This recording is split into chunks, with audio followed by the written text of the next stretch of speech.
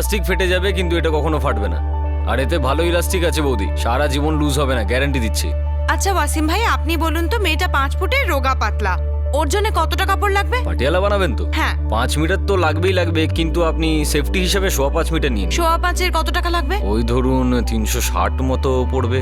পূজা, সন্ধ্যার মধ্যে এই ড্রেসটা রেডি করে দিস, ওই ম্যাডাম কোন বিএফএ তে পড়ে যাবে, ঠিক আছে? আচ্ছা ঠিক আছে, কিন্তু আসলাম দা, হ্যাঁ বল। ওই আমাকে একটু 1-8 ঘন্টার জন্য বাইরে যেতে হবে, যাবো? হ্যাঁ ঘুরে আয়, কিন্তু যাবি কোথায়? ওই আমার রেশন কার্ড বানানোর আছে। হ্যাঁ ঘুরে আয়, এই রেশন কার্ডটা খুব দরকারি জিনিস, কিন্তু তাড়াতাড়ি আসবি। হ্যাঁ আচ্ছা ঠিক আছে।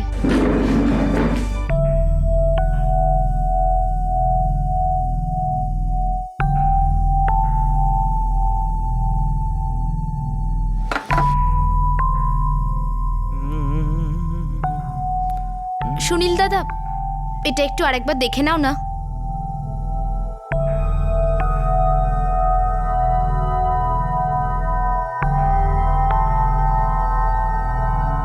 না পূজা, এটা চলবে না।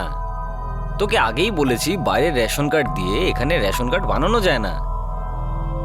একবার দেখো, আমি আমার ছোট বোন গীতা আর মা 3 জনের নামই কাটিয়ে দিয়েছি। সেটা তো আমি দেখতেই পাচ্ছি, কিন্তু পূজা আমি শুধু রেশন দোকান চালাই। এসব নাম কাটা, নাম জোড়া, এসব রেশন অফিসে হয়। Ration office? আচ্ছা, তার মানে তোমার ওই অফিসে নিশ্চয়ই কেউ চেনা জানা আছে। প্লিজ আমাকে একটু সাহায্য করো না। আরে পূজা, আমি নিজেই নিজের জন্য কিছু করতে পারবো না। আরে কিছুই করে না, সারাদিন শুধু বসিয়ে রাখে আর অপেক্ষা করে শুধু। আমিও বসবো, আমিও অপেক্ষা করব ওখানে তোমার সাথে, কিন্তু প্লিজ কিছু ব্যবস্থা করো। আরে তুই বুঝছিস না কেন পূজা? দেখ, এক তো তুই বাইরের লোক, তার উপর ভাড়া বাড়িতে থাকিস, ঠিক আছে? বাড়ির কাগজও নেই তোর কাছে, কোনো প্রপার্টি নেই। পূজা, তোকে তো কেউ হিসেবের মধ্যেই ধরবে না। কোনো তো উপায় হবে না সুনীলদা? রেশন কার্ড খুবই দরকারি, কিছু তো উপায় থাকবে। একটা উপায় আছে। কি? রেশন কার্ড প্রতিটি নাগরিকের একটা সরকারি পরিচয়পত্র, কিন্তু দারিদ্র্য সীমার নিচে বসবাসকারী মানুষদের জন্য রেশন কার্ড খুব প্রয়োজনীয়। এই কার্ডের সাহায্যে তারা পাবলিক ডিস্ট্রিবিউশন সিস্টেমের মাধ্যমে নির্দিষ্ট দোকান থেকে সস্তা দামে জিনিস কিনতে পারে। কিন্তু রেশন কার্ড বানানো পাহাড় খননের থেকে কম কঠিন নয়। যে কোনো রেশন কার্ড অফিসে ঢুকলেই আপনি লোকেদের গরু ছাগলের মতো অপেক্ষা করতে দেখবেন, আর তাদের বেশিরভাগই গরিব আর অসহায় মানুষ, যাদের এই সাংবিধানিক অধিকার যেন দয়া করে দেওয়া হয়ে থাকে। কিন্তু এই দয়ারও একটা মূল্য চোকাতে হয়।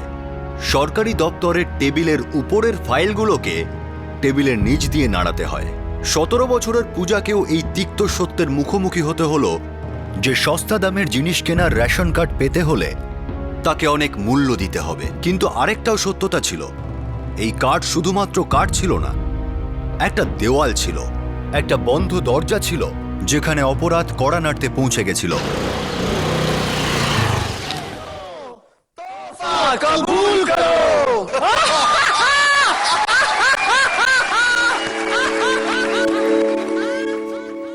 এই কিরে, হ্যাঁ রবিবার হলেই সারাদিন ব্যাবা ব্যাবা টিভি চালিয়ে রাখতে হবে? হ্যাঁ, আরে তোদের কোনো হোমওয়ার্ক টোমওয়ার্ক থাকে না নাকি?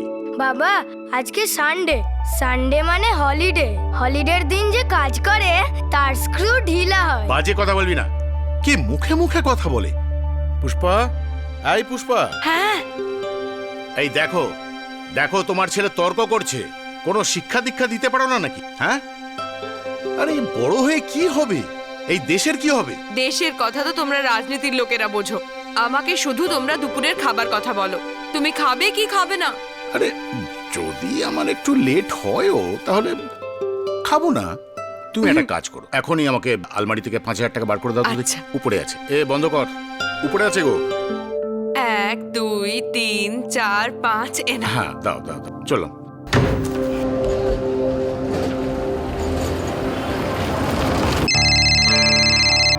হ্যাঁ হ্যালো, হ্যাঁ বলো, তুমি কোথায় আছো? ঠিক আছে, তুমি 11:30টার মধ্যে পৌঁছো, আমি রাস্তায় আছি।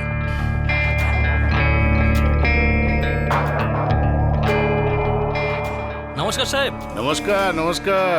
আজ রবিবারে অফিসে এলেন যে? আরে পার্টির কাজ করলে কি রবিবার আর কি সোমবার, গোটা এলাকার দায়িত্ব এখন আমার ঘাড়ে, নিঃশ্বাস নেবারই সময় নেই। হ্যাঁ হ্যাঁ সাহেব।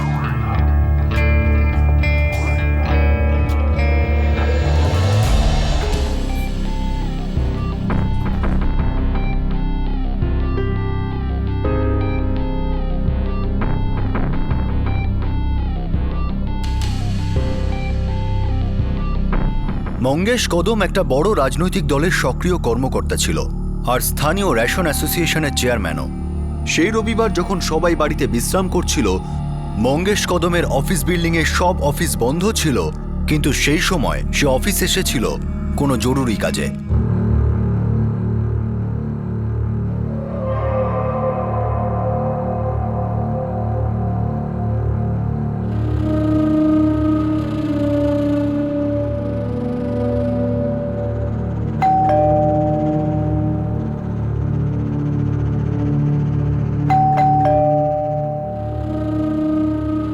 মঙ্গেশ বাবু, আপনার ডায়াল করা নাম্বার আপাতত সুইচ অফ আছে।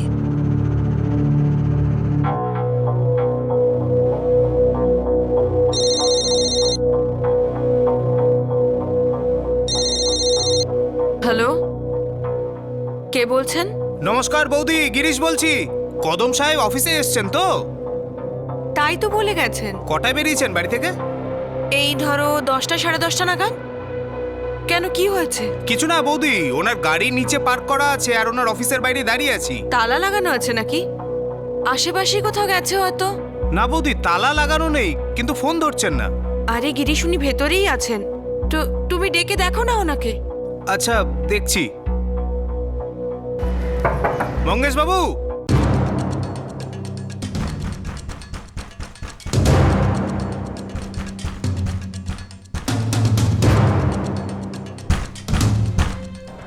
ভাঙো ভাঙো, ভেঙে ফেলো দরজাটা।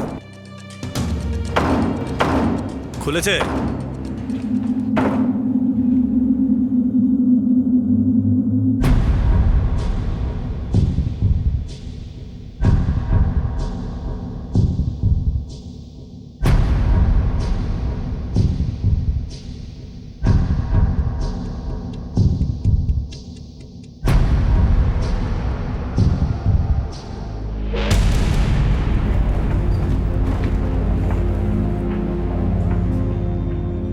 ফরেন্সিক টিম আর অ্যাম্বুলেন্সকে ডাকো এক্ষুনি। স্যার। তোমাদের কদম সাহেব কি করতে এসেছিলেন? জানি না স্যার, এমনিতে রোববার তো অফিস বন্ধই থাকে। তুমি এসেছিলে কেন? আমি তো ওনার সাথে দেখা করতে ওনার বাড়ি গেছিলাম। বৌদি বললেন অফিসে এসছেন, তাই আমি অফিসে চলে এলাম। এখানে এসে দেখলাম নিচে ওনার গাড়ি পার্ক করা আছে আর দরজায় তালা নেই। আমি বেল বাজাচ্ছিলাম, মোবাইলেও ফোন করেছিলাম, অফিসের ল্যান্ডলাইনেও করেছিলাম, কিন্তু কোনো রেসপন্স পেলাম না। তখনই মনে হলো কিছু গন্ডগোল হয়েছে।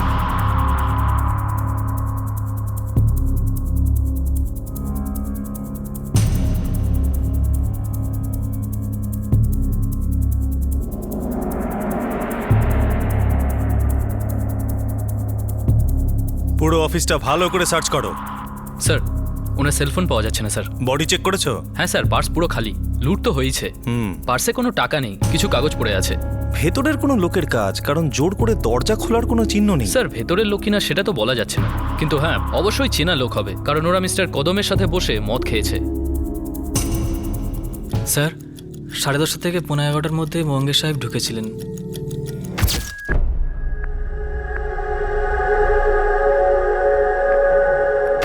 তারপর কে এসেছিল অফিসে? 11:30টায় আমি খাবার খেতে বাড়িতে গিয়েছিলাম। আমি এখানেই পাশের পাড়াতে থাকি স্যার। খাবার খেয়ে কটায় অফিসে ফিরলে? 1:30টায় স্যার। 2 ঘন্টার লাঞ্চ ব্রেক। কারোর বিয়ে নেমন্তন্ন খেতে গেছিলে? আজ রবিবার বলে সব অফিস বন্ধ স্যার। আমি রোজ ওই 12:30 পৌনে 1টা নাগাদই যাই স্যার। যে কাণ্ডটা হয়েছে সেটা 11:30 থেকে 1:30টার মধ্যে হয়েছে, যখন তুমি ডিউটিতে ছিলে না। হ্যাঁ, হতে পারে স্যার। হতে পারে না, এটাই হয়েছে। চল এবার তাড়াতাড়ি বলে ফেল, এই 2 ঘন্টার ব্রেক নেবার জন্য তোকে কে কত টাকা দিয়েছিল? হ্যাঁ, আমি সন্তানের দিব্যি খেয়ে বলছি স্যার। বাড়ি যাওয়াটা আমার অবশ্যই ভুল হয়েছে, কিন্তু কোনো অপরাধ করিনি স্যার। প্রথমে পেটে 2টো আঘাত করেছে, তারপর গলা কাটা হয়েছে। মানে খুন করার জন্য আক্রমণ করেছিল। আর যে টাকা লুট করা হয়েছে সেটা শুধুই একটা ভাঁওতা। স্রেফ চুরির অ্যাঙ্গেল প্রমাণ করার চেষ্টা করেছে। স্বাভাবিক ব্যাপার, পলিটিক্যাল লোক ছিল মানে শত্রুও অনেক ছিল। আরেকটা কথা, রক্তে অ্যালকোহলের পরিমাণ খুবই বেশি, তার মানে মিস্টার কদম মৃত্যুর কিছুক্ষণ আগে মদ খেয়েছিলেন। আচ্ছা, ঠিক কটার সময় মারা গেছেন উনি? এই ধরুন 12টা থেকে 1টার মধ্যে।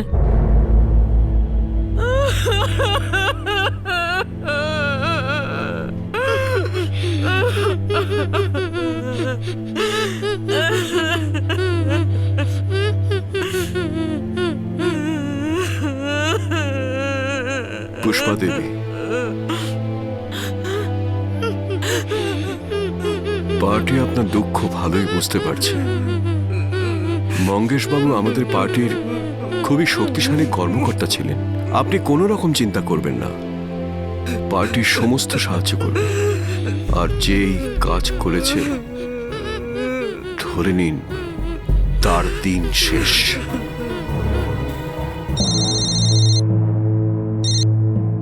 হ্যালো, ইন্সপেক্টর নামদেব, ভূপত রাও বলছি। নমস্কার স্যার। মঙ্গেশ দাইসারের খুব জনপ্রিয় লোক ছিল। ওর খুনিকে যত তাড়াতাড়ি ধরতে পারবে ততই ভালো। স্যার, উনি যেই হন, এটা তো আমাদের ডিউটি।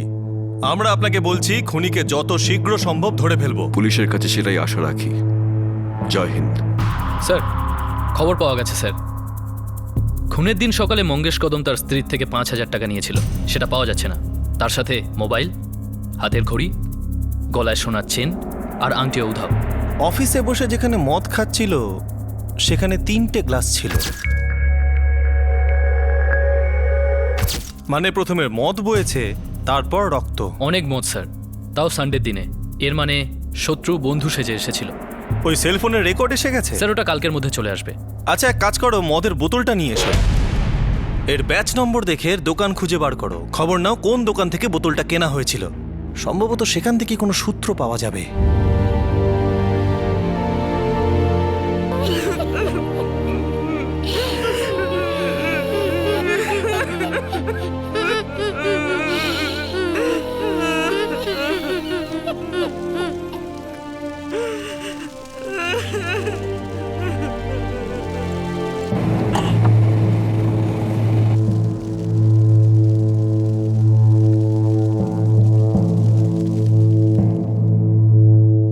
কদম সাহেবকে সবাই খুব ভালোবাসতো। উনি সবাইকে সাহায্য করতেন। ওনার সাথে কার শত্রুতা থাকবে স্যার? যদি তুমি সত্যিই চাও তোমার কদম সাহেবের খুনি খুব শীঘ্রই ধরা পড়ে যাক, তাহলে সবার আগে এই নেতাদের ভাষা বন্ধ করো আর মানুষের ভাষায় কথা বলো। কারোর সাথে শত্রুতা ছিল? সত্যি স্যার, কদম সাহেব তো দহিসর এলাকায় খুব ফেমাস ছিলেন। উনি অনেক লোকের উপকার করেছেন। কিন্তু কোনো একজনের অনেক ক্ষতি করেছিলেন, না হলে এমন নির্দয়ভাবে কেউ মারতো না ওনাকে। জানি না স্যার এত নির্দয় কে হতে পারে। কদম সাহেব তো সারাক্ষণ কাজের পর কাজ করে যেতেন। অনেক দায়িত্ব ছিল।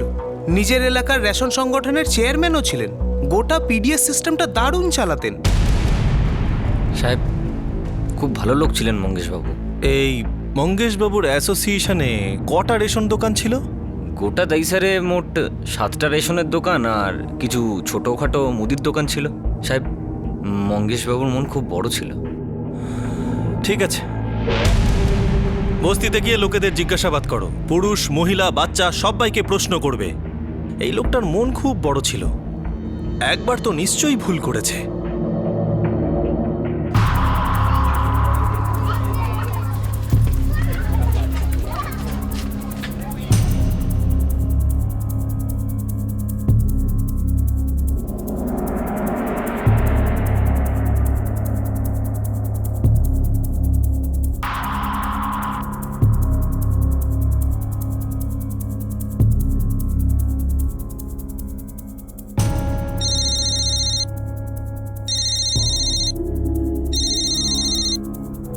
হ্যাঁ কামাত, বলো। স্যার, যে দোকান থেকে রামের বোতল কেনা হয়েছিল সেই দোকান ট্রেস হয়ে গেছে sir. Very good.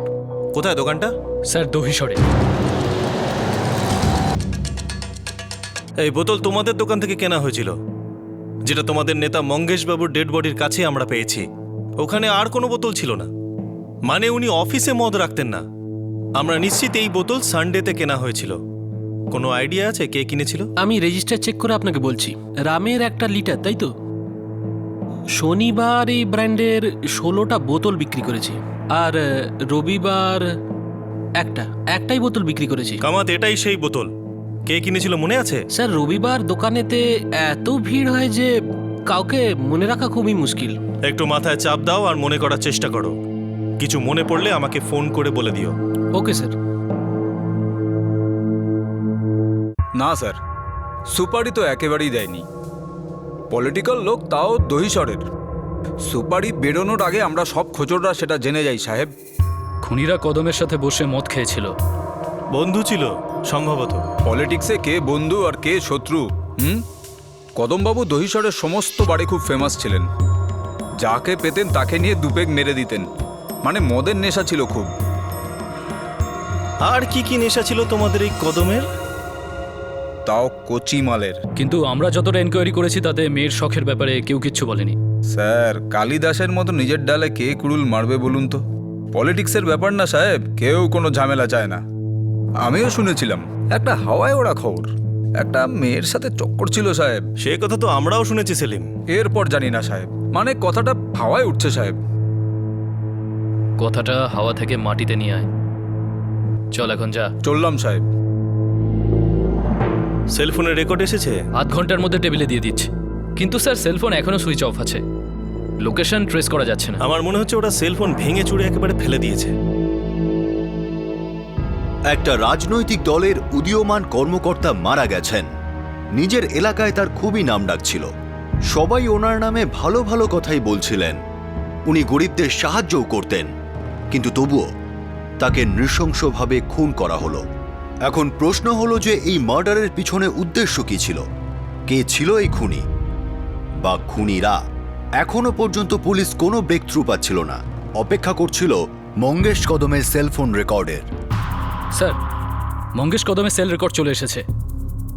Sir, Mangesh কদমকে 10:45 phone করা হয়েছিল। হ্যাঁ হ্যালো, হ্যাঁ বলো, তুমি কোথায় আছো?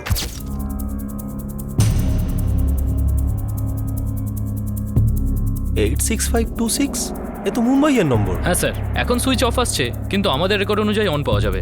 স্যার, এটা মেন সূত্র হতে পারে। এখন এই সেলের লোকেশন কি দেখাচ্ছে? স্যার, এখন এটা দিল্লি শো করছে, কিন্তু রবিবার এই ফোনের লোকেশন কান্দারপাড়া ছিল। এটাই ছিল মঙ্গেশ কদমের ফোনে লাস্ট কল। তার মানে খুনি কান্দারপাড়ার লোক। স্যার, এই নম্বরেরও সেল রেকর্ড এসে গেছে। এটা প্রিপেড নম্বর। মঙ্গেশ কদমকে ফোন করার 4 মিনিট পর 10:49 এই নম্বরেই ফোন করেছিল। স্যার, আমার মনে হচ্ছে এই দুটো নম্বরের মধ্যেই সমস্ত খেলাটা হয়েছে। কামাতে এই নম্বরটা ট্রাই করো। Okay sir.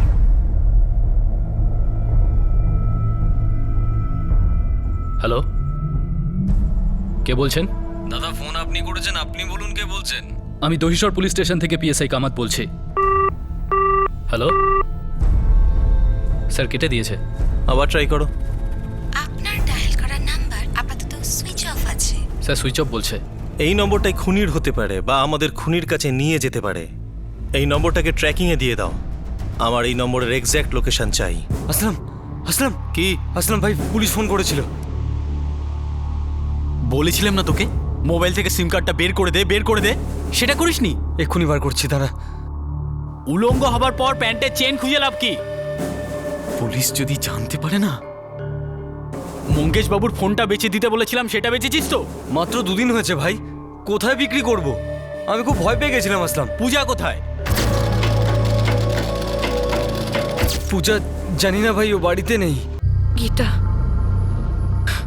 তুই সত্যি করে বল, তুই আর তোর পূজা দিদি মিলে কোনো ভুল কাজ করিসনি তো? না তো মা, কিছু করিনি তো। তাহলে 2 দিন ধরে পূজা উধাও কেন?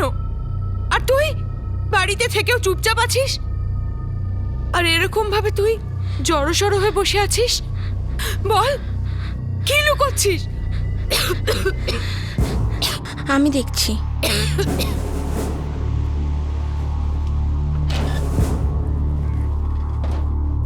গীতা তো দিদি কোথায়? জানি না। এই আসলাম, কি হয়েছে? তোমরা সবাই মিলে কোনো ভুল কাজ করোনি তো? হ্যাঁ, নিশ্চয়ই তোমরা পূজা কিছু কিছু বলে গিয়েছে যে কোথায় যাচ্ছে। গীতা, পূজা কোথায়? আরে বল না, পূজা কোথায়? মারবো 2 জন। বল না কোথায়? পূজা দিদি দিল্লি গেছে। কি? দাদা আর বাবার কাছে।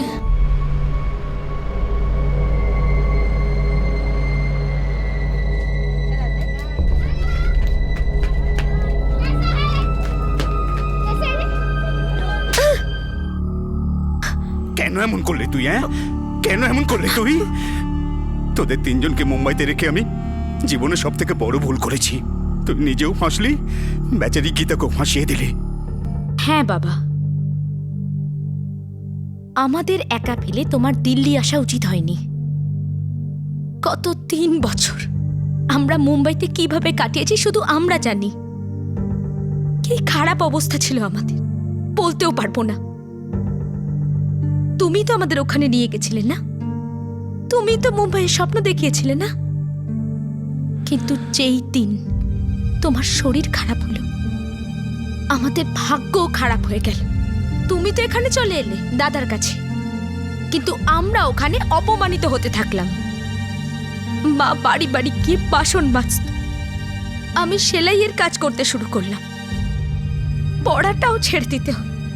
অনেক কষ্টে গীতাকে পড়াচ্ছিলাম, আর তারপর মায়েরও শরীর খারাপ হয়ে গেল। জীবন অসহ্য হয়ে গেল। বাঁচা কঠিন হয়ে গেছিল তো কাউকে মেরে তোর কি লাভ হলো? তাও আবার মঙ্গেশ কদমের মতন লোককে। কোনো কিছু পাওয়ার ছিল না আমার ওকে মেরে। তাহলে মঙ্গেশ কদমকে মারলি কেন?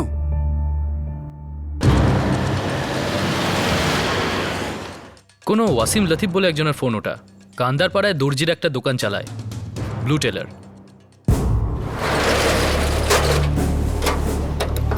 আসলাম, কোথায় যাব ভাই?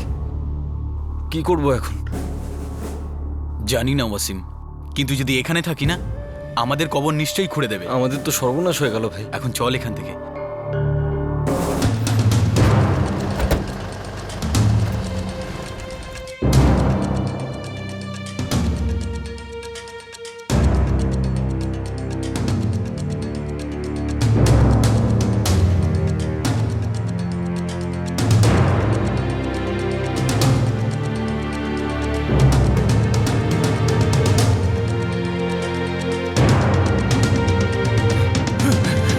এরা দুজন পালাচ্ছে কেন? এরাই হবে, ধরো।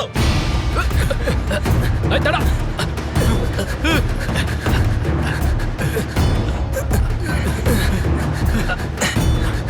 আরে দাঁড়া, দাঁড়া বলছি।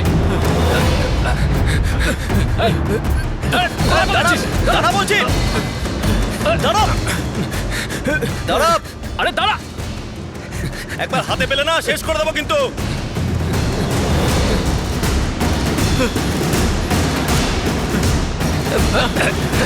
স্যার চুপ,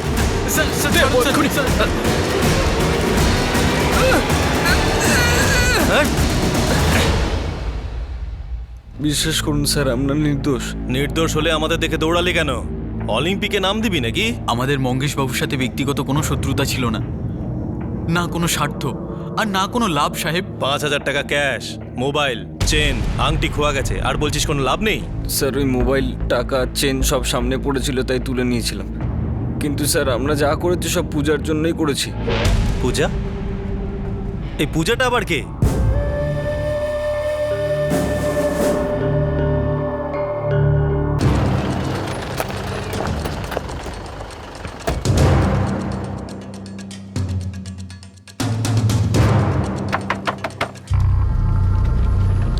পূজা কোথায়?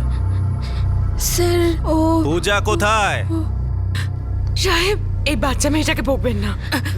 আমরা সবাই পূজাকে নিয়ে খুব চিন্তিত। ও 2 দিন ধরে উধাও, কেউ কিছুই জানে না ও কোথায় গেছে। এই বাচ্চাটাও চুপ করে আছে সাহেব। সে চিন্তা তুমি করো না, পুলিশ স্টেশনে তো বোবাও কথা বলে। না নিয়ে সাহেব, চলো একে। আমার বাচ্চাটাকে ছেড়ে দিন। সাহেব সাহেব সাহেব, আমার মেয়ে কিছু করেনি।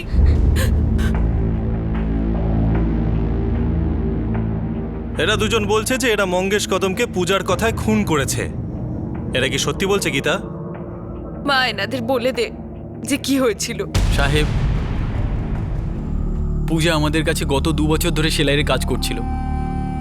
খুব ভালো কাজ জানতো।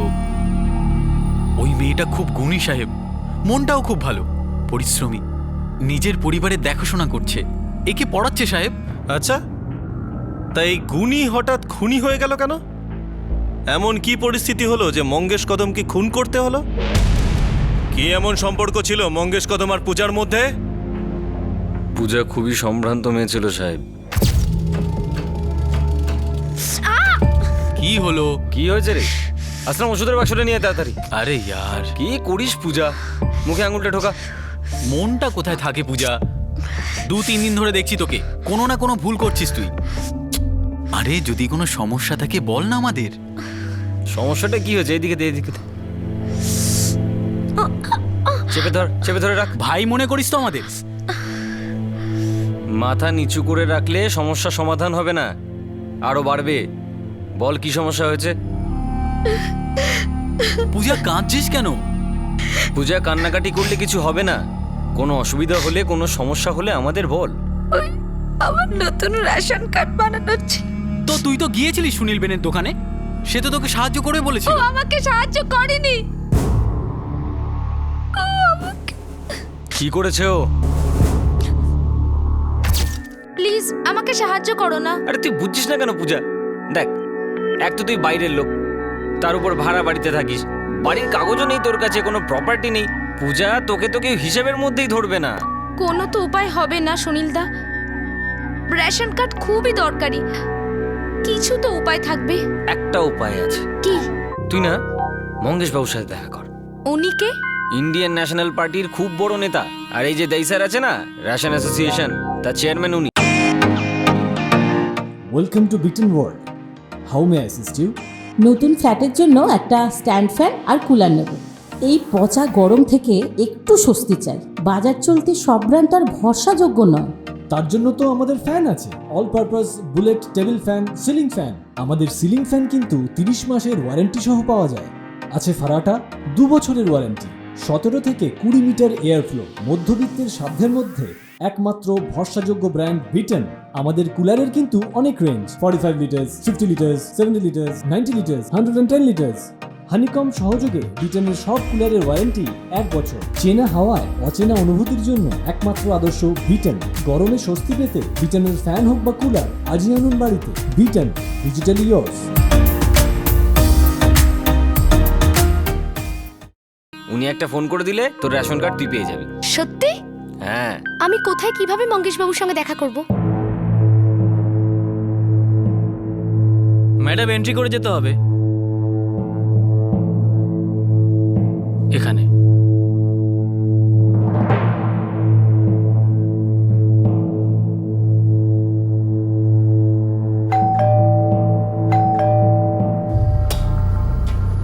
নমস্কার।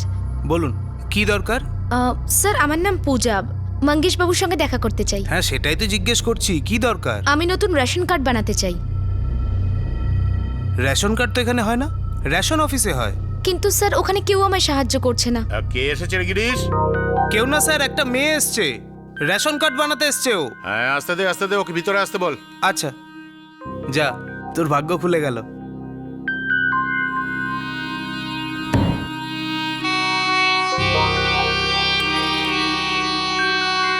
মুম্বাইতে কত বছর আছো? স্যার 3 বছর। কাল এসে তোমার রেশন কার্ড নিয়ে যেও। Okay sir, thank you. 6 মাস ধরে রোজ ফোন করে, দিনে অনেকবার। কেন তোকে ফোন করে? একে তো তোর জন্ম মুম্বাইতে হয়নি, এখানে তোর কোনো স্থায়ী ঠিকানাও নেই। অত সহজ হবে না তোর রেশন কার্ড বানানো। স্যার আপনি চাইলে তো সবই হতে পারে না? আমি চাইলে সব হতে পারে? হ্যাঁ, তোকে ভালোবাসতে চাই, এক্ষুনি করা যাবে? কি বাজে কথা বলছেন নাটক আপনি? করবি না। আরে তোর কার্ড চাই তাই তো? তুই আয় না, বস বস বস। আরে তুই আমার থেকে কোঅপারেশন চাইছিস তাই না? তাই তোকেও তো একটু কোঅপারেট করতে হবে তাই না? হ্যাঁ জি, শোন, হাত ধরাধরি করে কাজ করব, ভয় পাস না। আহা, একদম না। আচ্ছা একটা কথা বল, তুই কি কুমারী নাকি? হ্যাঁ, আরে কার্ড চাই কি না? আমি যখনই চাই খুব নোংরা ব্যবহার করে, কিন্তু আমার কার্ড বানাচ্ছিল না। মাস ধরে। তাহলে গত 6 মাস ধরে ওখানে যাচ্ছিস কেন? রেশন কার্ড বানাতে। রেশন কার্ড বানানো খুব প্রয়োজনীয়। রেশন কার্ড ছাড়া খাবার জোগাড় করা খুবই মুশকিল রে দাদা। জিনিসের এত দাম। রেশন কার্ডের ভর্তুকি পাওয়ার জন্য আমি ওর কাছে যাই, যতবার ডাকে ততবার যাই। এখন কি করা যাবে? পুলিশকে ইনফর্ম করেও কিছু করা যাবে না, ওরা ওর দিকেই থাকবে। উল্টে এর বিরুদ্ধে কেস ঠুকে দেবে, চরিত্রহীন প্রমাণ করে দেবে একে। আমরা ওর কিচ্ছু করতে পারবো না, ও একেবারেই সুবিধের লোক নয়। এখন আমি কি করব? ও আমার সাথে খুব খারাপ করেছে, কিন্তু যখনই আমি কার্ডের কথা বলি ও বলে পুরো 6 মাস ধরে আপনি এসব করছেন, কিন্তু আমার কার্ড বানাচ্ছেন না। আরে এমন বলে না, আমি তোকে ভালোবাসছি। কার্ড তো বানাচ্ছেন না। আরে তৈরি হচ্ছে তোর কার্ড, কিন্তু কি? আমি শুনেছি তোর একটা ছোট বোন আছে না, নিতা না সীতা, কি যেন নাম? গীতা। হুম। ও এখন ক্লাস 9-এ পড়ে, ডাক্তার হতে চায় ও। আর আমি ওকে নিশ্চয়ই ডাক্তার বানাবো। আরে ছাড় ডাক্তার ফাক্তার, ফিল্ম লাইনে নামা ওকে। কি সুন্দর দেখতে, পরশু ওকে আমি দেখলাম। স্যার আমার কার্ড কবে বানিয়ে দিচ্ছেন? আরে কার্ড এই দেখ, আজ শনিবার, কাল রবিবার আর সোমবার। সোমবারই তোর হাতে মনে হয় কার্ড পেয়ে যাবি। সত্যি? আরে একদম। কিন্তু কি? এই সানডে তোর ছোট বোনকে এখানে নিয়ে আয় না। না মানে কার্ডের সাথে তোকে প্রতি সপ্তাহে ডবল রেশনও দেবো, আর সবকিছুর দামে তোকে 50% ছাড়। হ্যাঁ ব্যাস, একটা সানডে নিয়ে আয় না ওকে।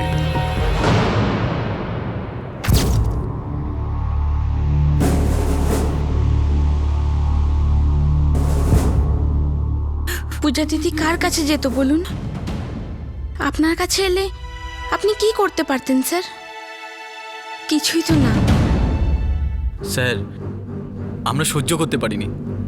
পূজা আমাদের দুজনকে নিজের ভাই বলতো, আমরা দুজনে ওকে ছোট বোনের মতো দেখতাম। ওই লোকটা গত 6 মাস ধরে ওকে নিয়ে খেলা করছিল, বোকা বানিয়ে চলেছিল ওকে। আর সেদিন তো সীমা পার করে দিল সাহেব, ওই বাচ্চা মেয়েটাকেও গিলে নিতে চাইছিল। সেই জন্য স্যার আমরা ঠিক করে নিলাম, ওই শালাকে আমরা শিক্ষা দিয়েই ছাড়বো। আর শিক্ষা দেওয়া জরুরি ছিল সাহেব। হ্যাঁ হ্যালো মঙ্গেশবাবু, আমি পূজা। হ্যাঁ বলো, কোথায় আছো তুমি? এই আমি গীতাকে নিয়েই আসছি। ঠিক আছে, তুমি 11:30 মধ্যে পৌঁছো, আমি রাস্তায় আছি।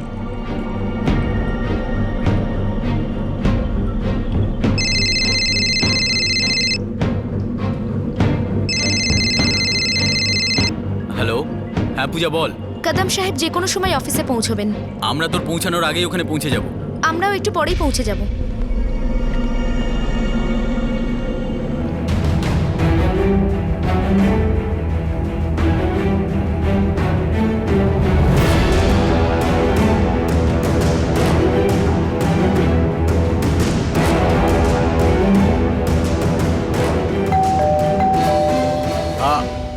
সালাম মঙ্গেশ বাবু।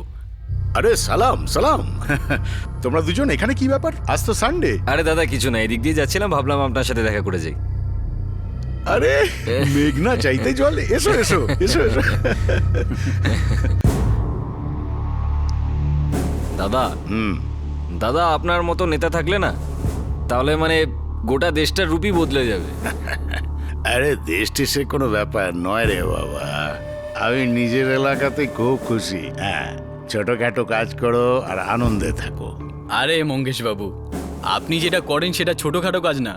হয়তো সামনের লোকটা মুখ খুলে বলতে পারে না, কিন্তু আপনি তো একদম ছাপ রেখে যান দাদা। আমার ব্যাপারটা হলো ভালো লাগে মানুষের কাজ করতে। জীবনে কখনো আরে ছোটখাটো কাজ করে দাও তার জন্য, তারপর সারা জীবন আমাদের পার্টির সাথে রয়ে যাবে। সে পার্টির সাথেও আর আপনার সাথেও। হ্যাঁ, শুধু আপনার হয়েই থেকে যায়। হ্যাঁ, আমি দেখছি দাদা।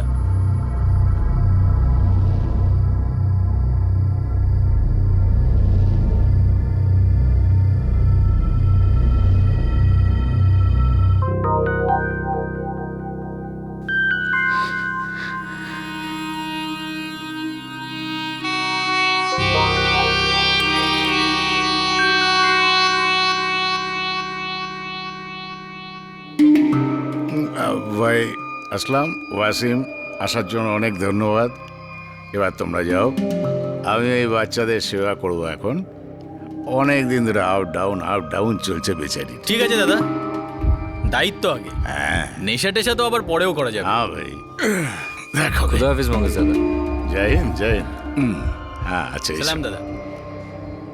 আচ্ছা, দরজাটা বন্ধ কর।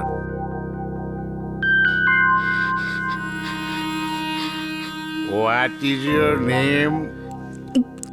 Gita. Oh, lovely. Come in. Oh, তুই বস এখানে, বস। চটপট, তুই তো জানিস কত চটপট কাজ করি আমি। কম, আরে ভয় পায় না, কম।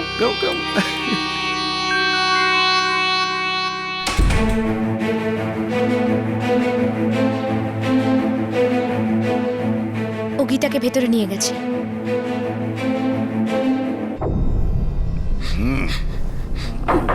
কি হয়েছে পূজা? আবার কি? আরে আসছি। কি হয়েছে? কে? আরে তোমরা দুজন ফিরে এসেছ, কিছু ভুলে গেছো না? না, আপনি ভুলে গেছেন দাদা। আপনি ভুলে গেছেন যে পাপের ঘোড়া ভরে গেলে সেটা ফাটবেই ফাটবে। এটা কি হচ্ছে ওয়াসিম? এই গীতা তোমার মেয়ের বয়সী। গত 6 মাস ধরে তুই পূজাকে ছিঁড়ে খাচ্ছিস, তোর একটু লজ্জা করলো না রে?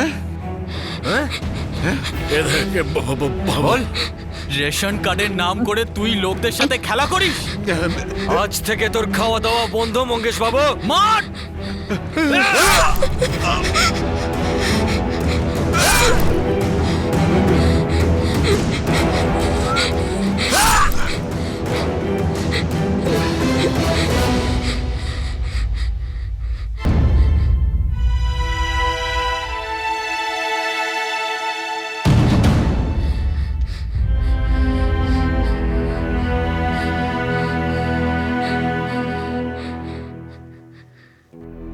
আমাদের দুজনের ওই সময় মনে হয়েছিল আমরা একদম ঠিক করছি, কিন্তু ভয়ও খুব করছিল স্যার। আমরা একটা লোককে প্রাণে মেরেছি, কিন্তু আমরা ক্রিমিনাল নই স্যার, আমরা কারিগর। তাই মদ নিয়ে গিয়েছিলাম, ওর সাথে বসে খেয়েছি, তারপর নেশার ঘরে যা হয়েছে তা হয়ে গেছে, রাগ মিটিয়ে দিয়েছি। দেখো, মঙ্গেশ কদম যেটা করেছে সেটা ভুল করেছিল, আর তোমরা যেটা করেছো সেটাও ভুল। আইন ভাঙার শাস্তি তো আদালত দেয়, অপরাধের শাস্তি দেয় ভগবান। তোমরা দুজন না তো আদালত না ভগবান।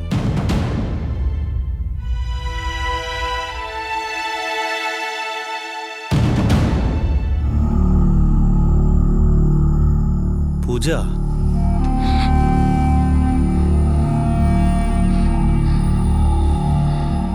তুমি পূজা তো? স্যার, আসলে প্রকৃত অপরাধী তো আমি। ওয়াসিমদা আর আসলামদাকে তো আমি উস্কেছিলাম মঙ্গেশ কদমকে মারার জন্য। ও আমার সাথে অনেক অন্যায় করেছে, আমি চুপচাপ সহ্য করেছি। কিন্তু আমি আমার ছোট বোন গীতার ওপর কোনো অন্যায় হতে দিতে চাইনি। ও যদি সেদিন গীতাকে না চাইতো তাহলে আমি বারবার যেতাম, ব্যবহার হতে থাকতাম রেশন কার্ড পাওয়া অবধি। তাছাড়াও আমাদের তো এটাই ভাগ্য না, লাঞ্ছিত হতে থাকা। গীতা নাবালিকা ছিল, তাই ওকে জুভেনাইল কোর্টে পেশ করা হলো, আর এখন ওকে মুম্বাইয়ের কাছে একটা রিফর্ম সেন্টারে ভর্তি করা হয়েছে। পূজা, ওয়াসিম আর আসলাম এখন পুলিশ হেফাজতে রয়েছে। যেটা ইন্সপেক্টর নামদেব বলছিলেন যে মঙ্গেশ কদম অবশ্যই অপরাধ করেছেন, কিন্তু যেটা পূজা, ওয়াসিম আর আসলাম করেছে সেটাও ঠিক ছিল না, আর ন্যায় তো মোটেই ছিল না। একটা পরিচয়পত্র পাবার জন্য একটা মেয়েকে এত অপমান সহ্য করতে হলো যে সে নিজেকে চেনার মতো অবস্থায় ছিল না, যার ফলে অপরাধের সংকেতটা সে শুনতেই পায়নি। একটা রেশন কার্ড প্রত্যেক ভারতীয় নাগরিকের কাছে একটা অস্ত্র, নিজের সম্মান বজায় রাখার জন্য, নিজের পরিবারকে সম্মানের সাথে দুবেলা খাওয়ানোর জন্য। কিন্তু এই কার্ড পাওয়া সহজ কাজ নয়।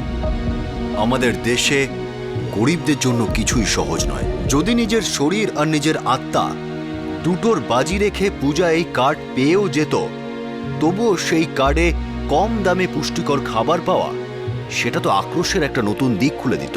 আর ভাবুন, কে শুনতো পূজার আকুতি, কে মঙ্গেশ কদমের মতো রাজনৈতিক নেতার বিরুদ্ধে লড়ত। আমাদের দেশের সম্পত্তিকে বড় বড় ক্রিমিনাল, পলিটিশিয়ান, বিজনেসম্যান আর ধনী লোকেরা বছরের পর বছর লুট করে চলেছে। কিন্তু সত্যিই কি এটা কখনো বন্ধ হবে? এদের কুকর্মগুলো সারা দেশের চেতনাকে কি আঘাত করে জাগাতে পারবে? আমি তো হ্যাঁ বলতে চাই, কিন্তু জানি এই সব কিছু এত সহজে হওয়া সম্ভব নয়। কিন্তু তবুও অপরাধের বিরুদ্ধে আর ন্যায়ের পক্ষে আমাদের লড়াই চলতে থাকবে। আপনাদের সাথে আবার দেখা হবে, ততক্ষণ নিজের খেয়াল রাখবেন, সুরক্ষিত থাকবেন। জয় হিন্দ।